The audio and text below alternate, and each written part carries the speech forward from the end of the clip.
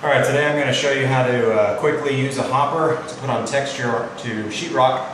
You can see I've already got my sheetrock up. I've got everything taped and floated, sanded, and very important to put a nice coat of priming on. I used a paint sprayer to put the primer on so it went on nice and smooth. You can see I have a nice finished surface to work with.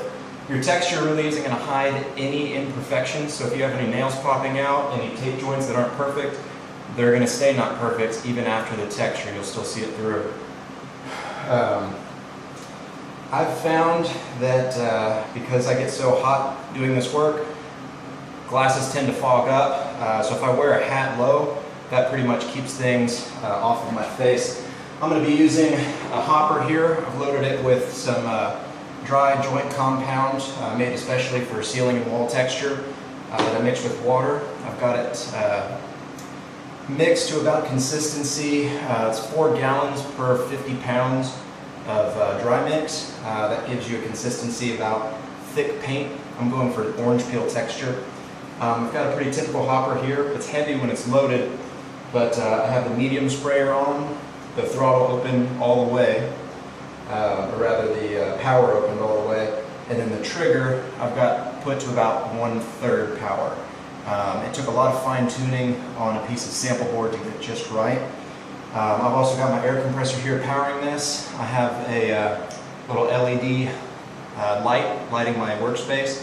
It's important to have good lighting so you can see what you're doing. I've got 2500 lumens here, so it's pretty blasted. I also have a little fan because this is hot work. So when you put it on, you'll always want to constantly be moving. Don't try and get it too perfect because going back and trying to fine tune it could likely make it worse. I've found that working in a circular pattern tends to give you the most even look. If you do it in lines, you might see where your lines were. So I'll go ahead and get started. You want to keep it close to the wall, about maybe 18 to 24 inches off of your surface. And here we go.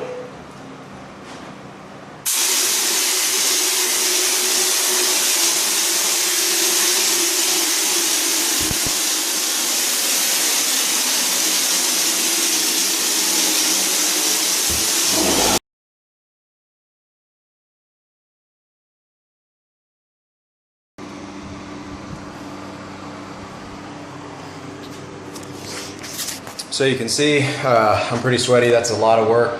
It's a pretty heavy paint sprayer, so I recommend having a fan handy. Also, to get a nice even coverage, you want to get it on pretty thick. Give you another look there, and once you cover that up with paint, you really only need less than half of the surface covered with mud itself, and the paint is going to smooth everything else out, so it'll look great when it's done. That's it.